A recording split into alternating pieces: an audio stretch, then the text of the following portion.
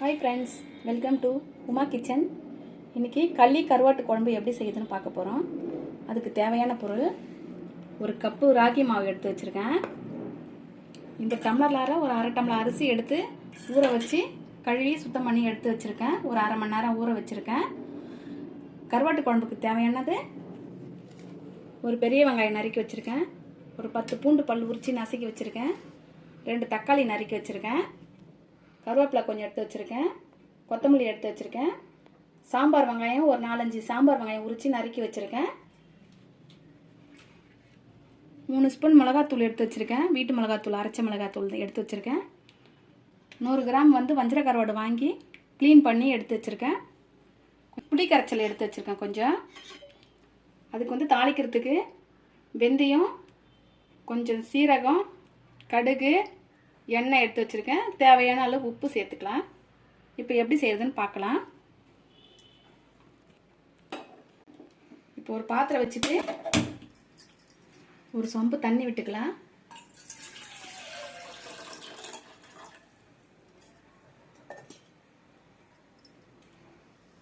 அது நல்லா சூடு ஏனதுக்கப்புறம் அரிசி கழுவி போட்டு பொங்கி வந்ததுக்கப்புறம் மாவு சேர்த்துக்கலாம். அதுங்காட்டி கருவாட்டு குழம்பு எப்படி வைக்கிறதுன்னு பார்த்துக்கலாம். பாத்திரம் வச்சுட்டு இப்போ அதில் கொஞ்சம் எண்ணெய் விட்டுட்டு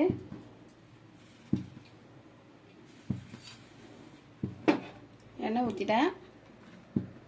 இப்போ கடுகு சேர்த்துக்கலாம்.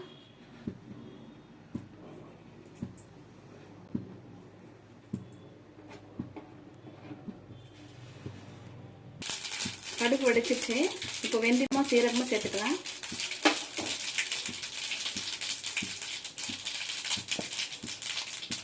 இப்போ வெங்காயம் சேர்க்குறேன்.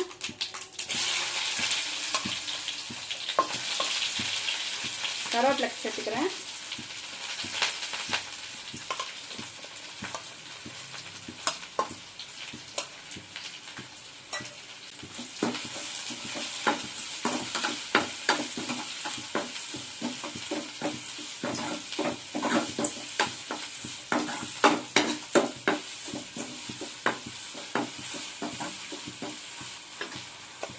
பூண்டு சேர்த்துக்கலாம். பூண்டு கொஞ்சமாக இப்போ சேர்த்துட்டு கடைசியாக குழம்பு இறக்கும்போது பூண்டும் கொத்தமல்லியும் சேர்த்து இறக்கினா நல்லா வாசனையாக இருக்கும். இப்போ நான் கொஞ்சம் பூண்டு சேர்த்துக்கிறேன்.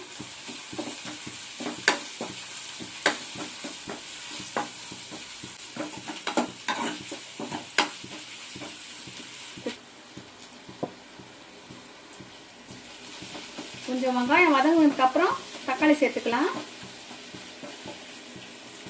கொஞ்சம் வதங்கட்ட வெங்காயம். இப்போ தண்ணி கொதிக்குது. அரிசி சேர்த்துக்கலாம். நான் சாப்பாடு அரிசியில் தான் நான் ஊற வச்சுருக்கேன், அரை டம்ளரு. தேவைப்பட்டால் நொய் சேர்த்துக்கலாம், இல்லை பச்சை அரிசியும் சேர்த்துக்கலாம். நம்ம விருப்பப்படுறவங்க எது வேணாலும் சேர்த்துக்கலாம்.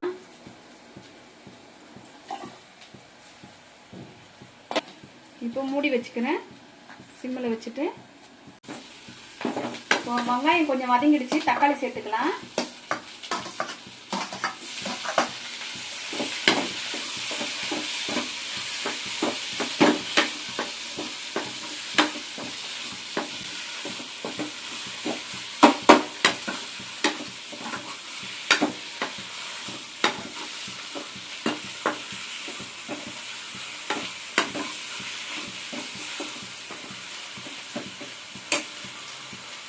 தக்காளி நல்லா வதங்கிட்டோம். ஒரு 3 ஸ்பூன் மிளகாத்தூள் எடுத்து வச்சுருக்கேன்.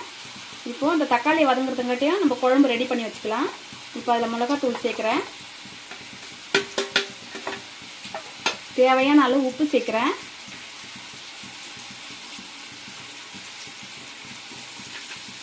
இப்போது அந்த புளி கரைச்சல் கூட மிளகாத்தூள் உப்பு போட்டு நல்லா சேர்த்து கரைச்சி வச்சிடலாம்.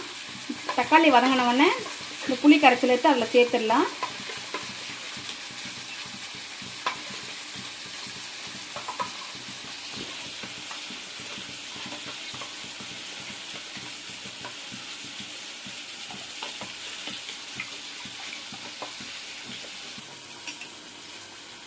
இப்போ தக்காளி வதங்கிடுச்சு. புளி கரைச்சல் இதில் சேர்த்துடலாம். நான் இதில் உப்பு மிளகாத்தூள் சேர்த்து வச்சதை சேர்த்துட்டேன். அதில்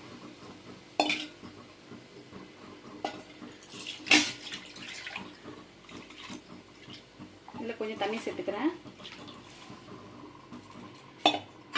இப்போ இது நல்லா கொதிக்க விட்டு இறக்கும் போது கருவாடு சேர்த்துக்கலாம். கொஞ்சம் நல்லா கொதிக்க விடணும். கருவாடு வந்து நல்லா தண்ணி ஊற்றி, கொதிக்கிற தண்ணி ஊற்றி நல்லா ஒரு அரை மணி நேரம் ஊற விட்டால் தான் அதில் இருக்கிற உப்பெல்லாம் இறங்கிடும். அப்போ நம்ம குழம்புக்கு போகிற உப்பு வந்து அதில் கரிக்காது. பச்சை தண்ணியில் ஊற வச்சா உப்பு இறங்காது. நீங்கள் குழம்புல போட்டால் உப்பு கரிக்கும் கருவாட்டில். நல்லா கொதிக்க விட்டு அந்த கருவாடை அதில் சேர்த்தா உப்பெல்லாம் போயிடும். அப்போ நம்ம குழம்புக்கு போகிற உப்பு வந்து கரெக்டாக இருக்கும் கருவாட்டில். இப்போ இது நல்லா கொதிக்கிட்டோம். இப்போது இந்த அரிசி வந்து இதில் போட்டிருக்க அரிசி வந்து அரை வேக்காடு வெந்துடுச்சு. இப்போ இதில் மாவு சேர்த்துடலாம். மாவு வந்து அதில் போட்டுட்டு கிண்டி விடக்கூடாது, அப்படியே வேகணும். லைட்டாக உப்பு சேர்த்துக்கலாம், கொஞ்சமாக சேர்த்துக்கணும் உப்பு. இப்போது இதில் அப்படியே மூடி வச்சிடுறேன். சிம்மில் வச்சுட்டு வேகணும், ஃபுல்லாக வைக்கக்கூடாது, பொங்கி கீழே வந்துடும். இப்போது சிம்மில் வச்சுட்டு அப்படியே ஒரு 15 நிமிஷத்துக்கு வேக விடணும்.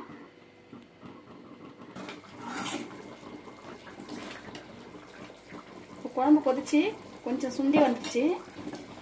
இப்போ கருவாடு சேர்த்துக்கலாம். கருவாடு சேர்த்துட்டு ஒரு 5 நிமிஷம் கழிச்சியே எடுத்துக்கலாம்.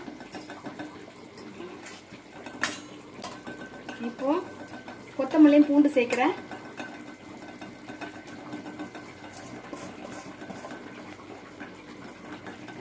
ஒரு 5 நிமிஷம் குழம்பு கொதிக்கட்டும். கொதிச்ச உடனே இறக்கிடலாம். குழம்பு கொதிச்சிச்சு, ஆஃப் பண்ணிடலாம். குழம்பு ரெடி ஆயிடுச்சு.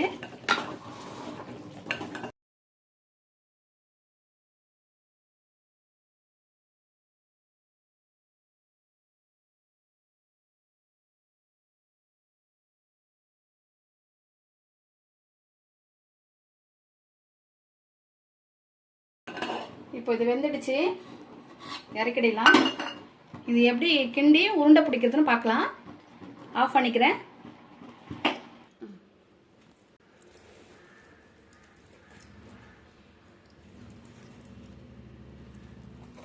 நல்லா அழுத்தி பிடிச்சி இந்த மாதிரி குண்டானை நல்லா பிடிச்சிட்டு நல்லா கெட்டியாக தொழவணும். நல்லா இழுத்து தொழவுனா தான் வந்து நல்லா வரும்.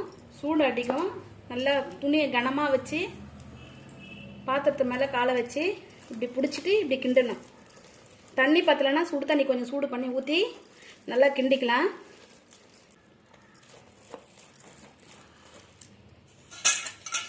சூடாக இருந்தால் கையில் வந்து தண்ணி தொட்டுட்டு கொஞ்சம் கொஞ்சம் தண்ணி தெளிச்சிட்டு இப்படி பண்ணாதான் மாவுலாம் வந்து நல்லா அதில் கரெக்டாக இதுவாகும்.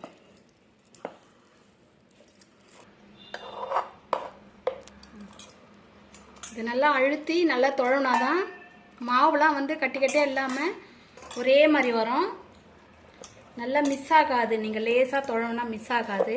நல்லா டைட்டாக போட்டு தொழவிட்டு இந்த மாதிரி ஈர கிண்ணத்தில் வச்சுட்டு இந்த மாதிரி கரண்டியில் எடுத்து போட்டு இப்போது உருண்டை பிடிங்க. இந்த மாதிரி கிண்ணத்தில் போட்டு சூடாக எடுத்து இந்த மாதிரி உருண்டை பிடிக்கணும். தண்ணியில் கையில் தொட்டுட்டு இந்த மாதிரி இப்படி பண்ணால் இப்படி உருட்டினா உருண்டை ஆகிடும். இங்கே பாருங்கள், கேப்பக்களி ரெடி ஆயிடுச்சு பாருங்கள்.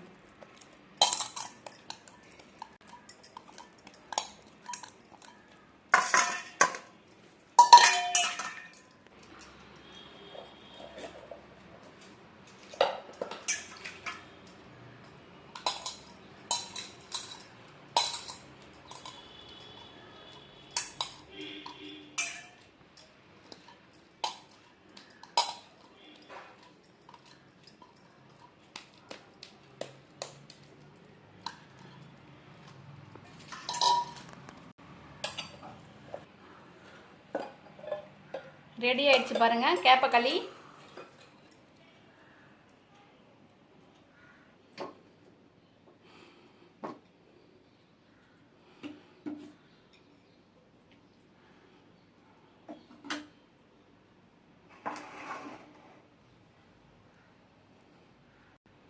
வஞ்சர கருவாடு கேப்பக்களி ரெடி ஆயிடுச்சு பாருங்க. சுவையான கேப்பக்களி.